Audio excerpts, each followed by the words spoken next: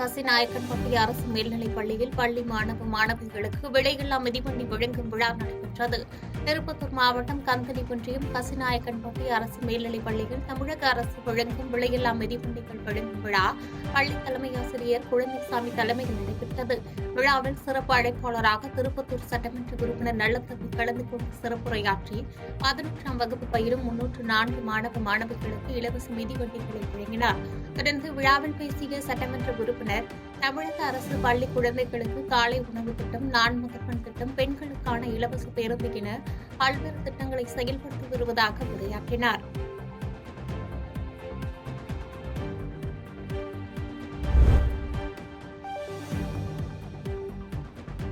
கள்ளக்குறிச்சி மாவட்டம் சங்கராபுரம் பேருந்து நிலையம் முழுவதும் மின்தடை ஏற்பட்டது. சுமார் 9 மணி நேரம் ஏற்பட்ட மின்தடையால் சங்கராபுரம் பேருந்து நிலையம் முழுவதும் இருளில் மூழ்கியது. அது மட்டுமின்றி பேருந்து நிலையம் சுற்றியுள்ள வியாபாரிகள் கடும் அவதிக்குள்ளாகினர். மேலும் மின்துறை அதிகாரிகள் அலட்சியமாக செயல்பட்டதாக வேதனை தெரிவித்த அப்பகுதி மக்கள் இனி இதுபோன்று நிகழா வண்ணம் நடவடிக்கை எடுக்க கோரிக்கை வைத்தனர்.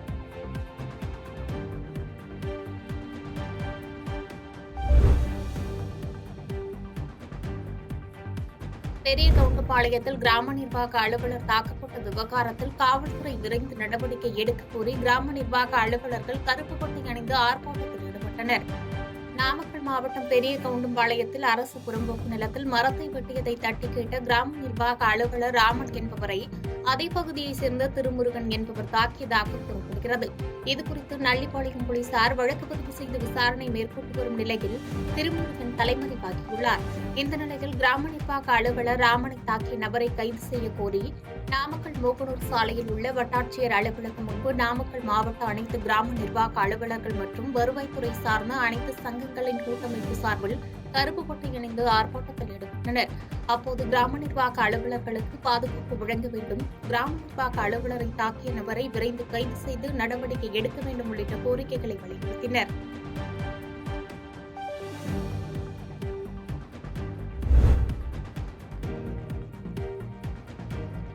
சாக்கட்டை யூனியன் அலுவலகத்தில் மஞ்சு விரட்டு காளைகளுடன் காத்திருப்பு போராட்டம் நடத்த வந்த நாம் தமிழர் கட்சியினர் 100க்கும் மேற்பட்டோர் கைது செய்யப்பட்டனர். சிவகங்கை மாவட்டம் காரைக்குடி அருகே உள்ள சாக்கோட்டையில் மிகவும் பழமை வாய்ந்த 32 ஏக்கர் பரப்பளவு கொண்ட மஞ்சு விரட்டு திடல் உள்ளது. இந்த மஞ்சு விரட்டு திடலில் வீரசேகர உமையாம்பிகை ஆணிக்கூடும் தேரோட்டத்திற்கு மறுநாள் மஞ்சு விரட்டு நடைபெறுவது வழக்கம். இந்த மஞ்சு விரட்டு திடலில் அரசு அலுவலகங்கள் கட்டப்போவதாக தெரியவந்ததை தொடர்ந்து நாம் தமிழர் கட்சியினர் 4 மஞ்சு விரட்டு மாடுகளுடன் சாக்கோட்டை ஊராட்சி ஒன்றிய அலுவலகத்தில் காத்திருப்பு போராட்டம் நடத்துவதற்காக 50க்கும் மேற்பட்ட பெண்கள் உட்பட 200க்கும் மேற்பட்டோர் வந்தனர். இதனால் பரபரப்பு நிலவிய நிலையில் அவர்களை தடுக்க காவல்துறையினர் அனைவரையும் கைது செய்தனர்.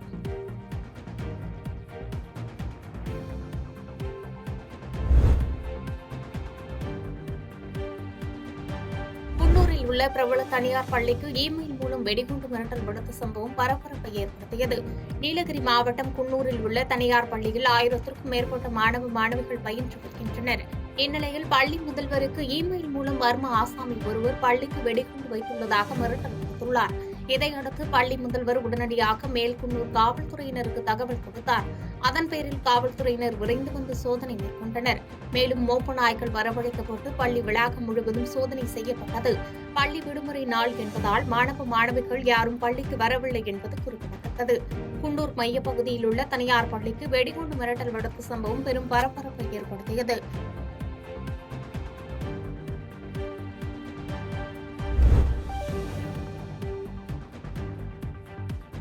கடலூர் மாவட்டம் புவனகிரி பகுதியில் அரசு நெல் கொள்முதல் நிலையங்களில் அடுக்கி வைக்கப்பட்ட நெல் மூட்டைகள் முளைத்து வரும் அவலம் ஏற்பட்டுள்ளதால் விவசாயிகள் வேதனை அடைந்துள்ளனர்.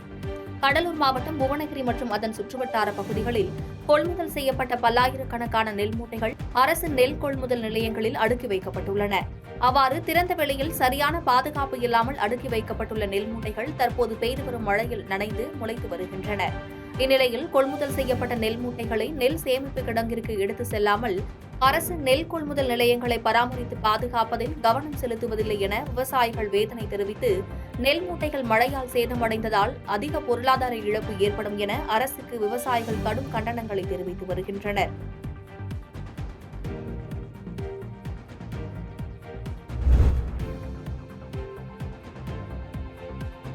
திருவண்ணாமலை அண்ணாமலையார் திருக்கோவிலில் கர்நாடக துணை முதலமைச்சர் டி.கே. சிவக்குமார் சூறை தேங்காய் உடைத்து சுவாமி தரிசனம் செய்தார். கர்நாடக மாநில துணை முதல்வர் டி.கே. சிவக்குமார் திருவண்ணாமலை அண்ணாமலையார் கோவிலில் சூறை தேங்காய் உடைத்து தனது குடும்பத்தினருடன் சுவாமி தரிசனம் செய்தார். முன்னதாக கோவிலில் உள்ள சன்னதிகளில் குடும்பத்தினருடன் சாமி தரிசனம் மேற்கொண்ட அவர் கோவிலில் உள்ள கட்டிடக்கலை, சிற்பங்கள் உள்ளிட்டவைகளை பார்வையிட்டார். பின்னர் சாமி தரிசனம் முடித்து வந்த அவருக்கு திருக்கோவில் நிர்வாகம் சார்பில் மாலை அணிவித்து பிரசாதம் வழங்கப்பட்டது.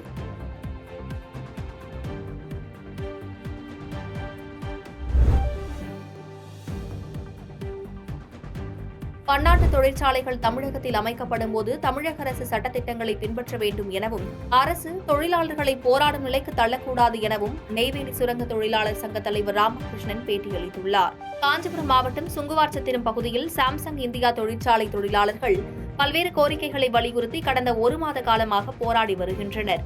இவர்களுக்கு ஆதரவாக சிஐடியு தொழிற்சங்கம் போராட்டம் நடத்தி வரும் நிலையில் சிஐடியு முன்னாள் மாநில செயலாளரும் நெய்வேலி சுரங்க செயலாளர் சங்க தலைவர் ராமகிருஷ்ணன் இதற்கு ஆதரவு தெரிவித்து தொழிலாளர்களிடையே உரையாற்றினார். அப்போது பேசிய அவர், பன்னாட்டு தொழிற்சாலைகள் தமிழகத்தில் அமைப்பதில் தடை ஏதும் இல்லை எனவும், ஆனால் அவர்கள் இங்கு அமைக்கும் நிலையில் தமிழக அரசு தொழிலாளர் சட்டங்களை மதிக்க வேண்டும் எனவும், அரசு தொழிலாளர்களை போராடும் நிலைக்கு ஒருபோதும் தள்ளக்கூடாது எனவும் கேட்டுக் கொள்வதாக தெரிவித்தார்.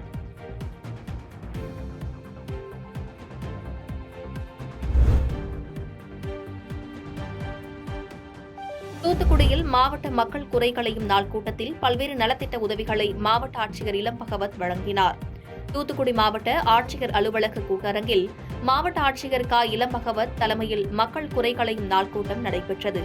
இதில் மாற்றுத்திறனாளிகள் நலத்துறை சார்பில் 7 பயனாளிகளுக்கு செயற்கை கால்களையும், கண் பார்வையற்ற 5 பயனாளிகளுக்கு செல்போன்களையும், மாவட்ட பிற்படுத்தப்பட்டோர் மற்றும் சிறுபான்மையினர் நலத்துறை சார்பில் 24 பயனாளிகளுக்கு விலையில்லா தேய்ப்பு பெட்டியினை மாவட்ட ஆட்சியர் வழங்கினார்.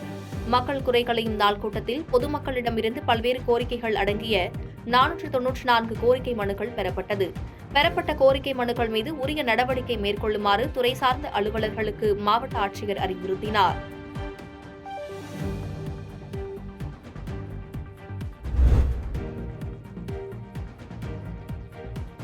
மதுரையில் இறந்த தனது மகனின் நினைவாக மகனின் பிறந்த நாளன்று 5000 நபர்களுக்கு நலத்திட்ட உதவிகளை மாமன்ற உறுப்பினர் வழங்கி வருகிறார்.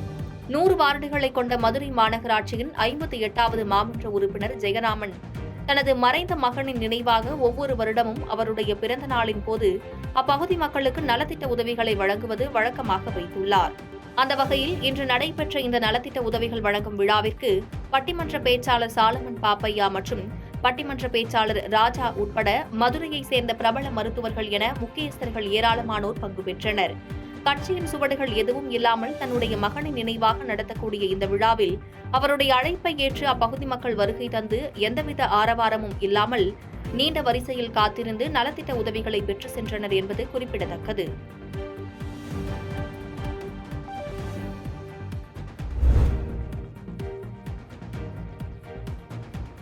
கடலூர் மேல்மூவனகிரி ஊராட்சி ஒன்றிய அலுவலகத்தின் பழைய கட்டிடங்களை இடிக்கும் பணி செய்வதில் அதிமுக மற்றும் திமுகவினரிடையே வாக்குவாதம் ஏற்பட்டதால் தாசில்தார் பேச்சுவார்த்தை நடத்தினார். கடலூர் மாவட்டம் மேல்மூவனகிரி ஊராட்சி ஒன்றிய அலுவலகத்தில் சுமார் 5,59 லட்சம் செலவில் புதிய கட்டிடம் கட்டுவதற்கு ஒப்பந்தம் வழங்கப்பட்டுள்ளது. இதற்காக பழைய கட்டிடங்களை இடிக்கும் பணி ஒன்றிய குழு கூட்டத்தில் முடிவு மேற்கொள்ளப்பட்டது. இந்நிலையில் அதிமுக சேர்மனின் ஆதரவாளர்கள் பழைய கட்டிடங்களை இடிக்கும் பணியை செய்யப்போவதாக தெரிவித்துள்ளனர். இதற்கு புதிதாக கட்டிடம் கட்டும் பணியை ஒப்பந்தம் எடுத்த ஒப்பந்ததாரர் மற்றும் திமுகவினர் எதிர்ப்பு தெரிவித்து பழைய கட்டிடத்தை நாங்கள்தான் இடிப்போம் என கூறியுள்ளனர். இதனால் கடந்த சில தினங்களாக திமுக மற்றும் அதிமுகவினரிடையே பிரச்சினை ஏற்பட்டு தொடர்ந்து இழுபறி நீடித்து வந்தது. இந்நிலையில் இன்றும் இது தொடர்பான பிரச்சினை ஏற்பட்டதால் ஊராட்சி ஒன்றிய அலுவலகம் முன்பு திமுகவினரும் அதிமுகவினரும் ஒன்று திரண்டனர். பின்னர் அவர்கள் அதிகாரிகளிடம் கட்டிடத்தை யார் இடிப்பது என்பது குறித்து பேச்சுவார்த்தை நடத்தினர். ஆனால் இதில் சுமூக முடிவு எட்டப்படாததால் புவனகிரி வட்டாட்சியர் மற்றும் வட்டார வளர்ச்சி அதிகாரிகள் இரு தரப்பினரிடையே பேச்சுவார்த்தை நடத்தினர். இதனால் அப்பகுதியில் பரபரப்பானது.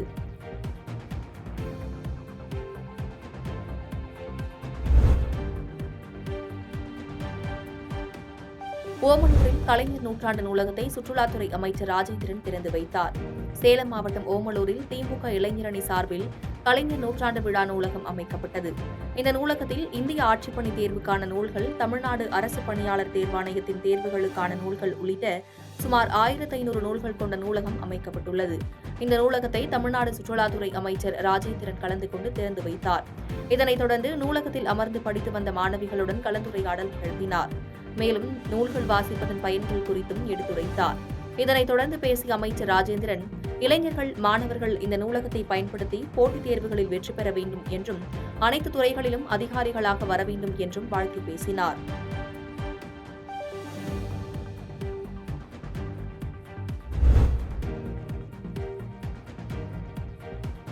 கிருஷ்ணகிரி மாவட்டத்தில் ஆதிதிராவிட மக்களுக்கு வழங்க ஏற்பாடு செய்யப்பட்டிருந்த நிலத்தை ஆக்கிரமிப்பு செய்து வருபவர்களிடம் இருந்து நிலத்தை மீட்கும் போராட்டம் விடுதலை சிறுத்தைகள் கட்சி சார்பில் நடைபெற்றது.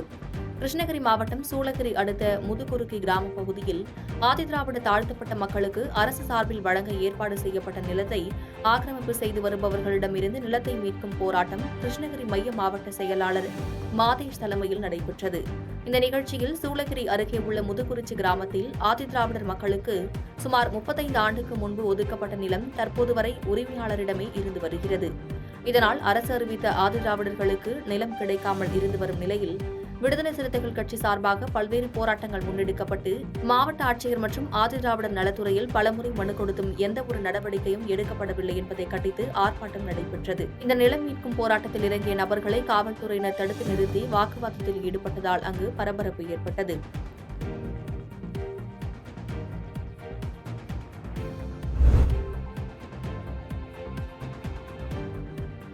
ஆவணில் வேலை வாங்கி தருவதாக ரூபாய் 30 லட்சம் பணம் மோசடி செய்த வழக்கில் அதிமுக முன்னாள் நிர்வாகியை விருதுநகர் மாவட்ட பொருளாதார குற்றப்பிரிவு போலீசார் கைது செய்தனர். விருதுநகர் மாவட்டம் சாத்தூரை சேர்ந்தவர் ரவீந்திரன். இவர் சாத்தூரில் எலக்ட்ரானிக்கல் கடை நடத்தி வருகிறார். இந்த நிலையில் ரவீந்திரன் அவரின் சகோதரி மகனுக்கு ஆவி நிறுவனத்தில் மேலாளர் பதவி வாங்கி தருவதாக ராமதேவன்பட்டியை சேர்ந்த அதிமுக முன்னாள் நிர்வாகி விஜய நல்லதம்பியிடம் ரூபாய் 30 லட்சம் பணத்தை வழங்கியுள்ளார். இந்த நிலையில் பணத்தை பெற்றுக்கொண்ட அதிமுக முன்னாள் நிர்வாகி விஜய நல்லதம்பி வேலை வாங்கி தராமல் காலம் தாழ்த்தி வந்துள்ளார். இதனால் ரவீந்திரன் விருதுநகர் மாவட்ட குற்றப்பிரிவு போலீசில் புகார் அளித்துள்ளார். இந்த புகாரின் பேரில் விஜய நல்லதம்பி மற்றும் அதிமுகவின் முன்னாள் பால்வளத்துறை அமைச்சர் KT ராஜேந்திர பாலாஜி மற்றும் மாரியப்பன் உள்ளிட்ட 7 பேர் மீது 3 பிரிவுகளின் கீழ் வழக்கு பதிவு செய்து விசாரணை மேற்கொண்டனர்.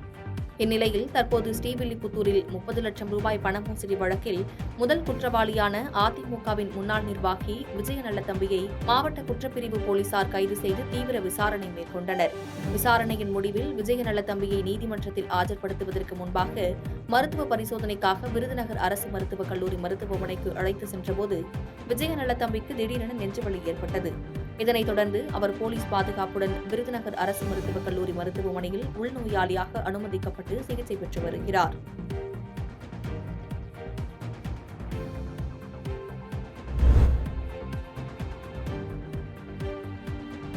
விருத்தாச்சலத்தில் அம்மன் கோவிலில் உள்ள சிலைகளை மர்ம நபர்கள் அடித்து நொறுக்கியதால் பொதுமக்கள் அதிர்ச்சியடைந்தனர். கடலூர் மாவட்டம் விருத்தாச்சலம் கடைவீதி அருகாமையில் நேரு தெருவில் முத்துமாரியம்மன் கோவில் அமைந்துள்ளது. இக்கோவிலில் கடந்த 40 வருடமாக அப்பகுதி மக்கள் வழிபாடு செய்து வருகின்றனர். இந்நிலையில் இக்கோவிலில் உள்ள கோபுரத்தில் அமைந்திருந்த அம்மன் சிலை மற்றும் சிங்கம் சிலைகளை இரவு மர்ம நபர்கள் அடித்து உடைத்துள்ளனர். இந்நிலையில் கோவில் சிலைகள் உடைக்கப்பட்டிருப்பதைக் கண்டு அப்பகுதி பொதுமக்கள் அதிர்ச்சியடைந்துள்ளனர். மேலும் சம்பந்தப்பட்ட பகுதியில் குடிபோதையில் பலர் இரவு நேரங்களில் சுற்றித் திரிவதாகவும் மதுபோதையில் சுற்றித் திரியும் நபர்கள் சிலைகளை உடைத்திருக்கலாம் எனவும் அப்பகுதி மக்கள் சந்தேகமடைந்து வருகின்றனர். இதுகுறித்து எந்தவித புகாரும் விருத்தாச்சலம் காவல் நிலையத்துக்கு வராத நிலையில் கோவில் சிலைகள் உடைக்கப்பட்ட சம்பவம் அப்பகுதியில் பரபரப்பை ஏற்படுத்தியுள்ளது.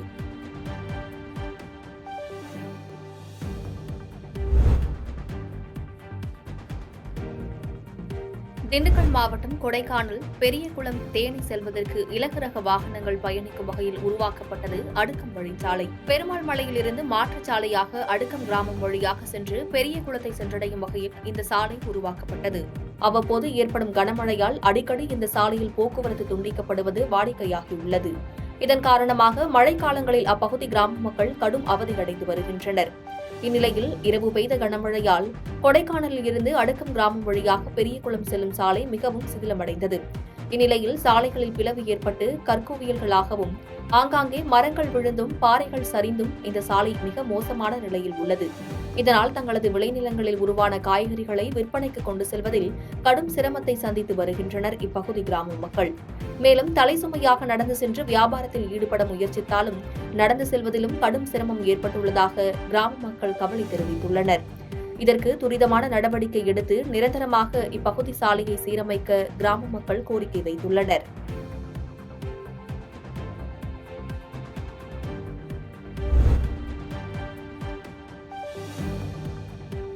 கும்பகோணம் அருகே ஆடுதுறையில் 300 கோடி ரூபாய் மோசடி செய்த சீல் வைக்கப்பட்ட நிதி நிறுவனத்தில் இருந்த ஆவணங்களை போலீசார் கைப்பற்ற வந்தபோது அதில் பாதிக்கப்பட்டோர் அதற்கு எதிர்ப்பு தெரிவித்ததால் பரபரப்பு ஏற்பட்டது.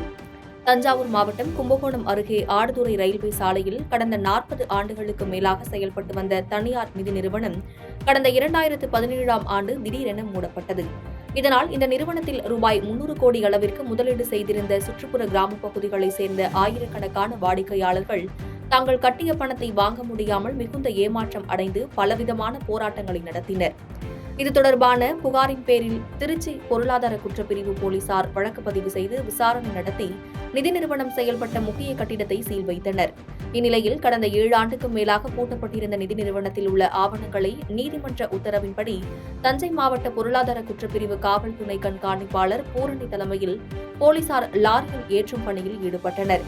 இதனை அறிந்த நிதியை இழந்து பாதிக்கப்பட்டோர் ஒன்று சேர்ந்து ஆவணங்களை எடுக்கக்கூடாது எனவும் தங்களுக்கு கிடைக்க வேண்டிய நிதியை வழங்கினால்தான் ஆவணங்களை எடுத்துச் செல்லலாம் என கூறி கூச்சலிட்டதால் லாரியில் ஏற்றப்பட்ட ஆவணங்கள் மீண்டும் அலுவலகத்திலேயே வைக்கப்பட்டது. இதனால் இப்பகுதியில் சிறிது நேரம் பரபரப்பு ஏற்பட்டது.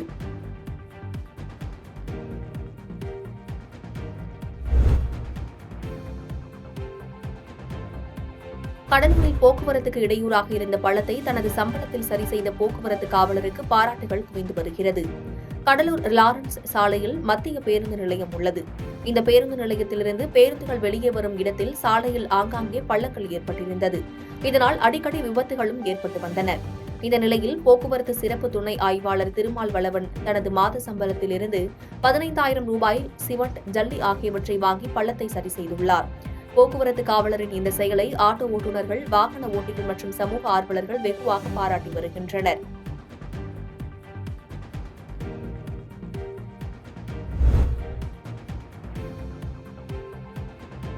விளம்பரத்தில் உச்சக்கட்ட கிண்ண சாதனை படைத்த திமுக மக்கள் சேவையில் பூஜ்ஜியமாக உள்ளதாக மதுரையில் அதிமுக கூட்டத்தில் முன்னாள் அமைச்சர் RB உதயகுமார் விமர்சனம் செய்துள்ளார்.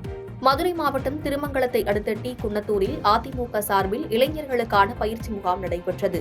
இதில் சிறப்புரையாற்றிய அதிமுக முன்னாள் அமைச்சர் உதயகுமார் பேசும்போது, தற்போதுள்ள திமுக அரசு செயல்படாத அரசாக உள்ளதாகவும், விமான சாகசத்தின் போது 5 பேர் உயிரிழப்பிற்கு மெத்தன போக்கில் இருந்த திமுக அரசு விளம்பரத்தில் உச்சக்கட்ட கிண்ண சாதனை படைத்துள்ளதாகவும், மக்கள் சேவையில் பூஜ்ஜியமாகவும் உள்ளதாக விமர்சித்து பேசினார். பாதகம் செய்பவரை கண்டால் நாம் பயங்கொள்ளலாகாது பாப்பா, மோதி மிதித்து விடு பாப்பா, அவர் முகத்தில் உமிழ்ந்து விடு பாப்பா. அண்மை செய்திகளை உடனுக்குடன் தெரிந்து கொள்ள இணைந்திருங்கள் இயம்நாடு தொலைக்காட்சியுடன்.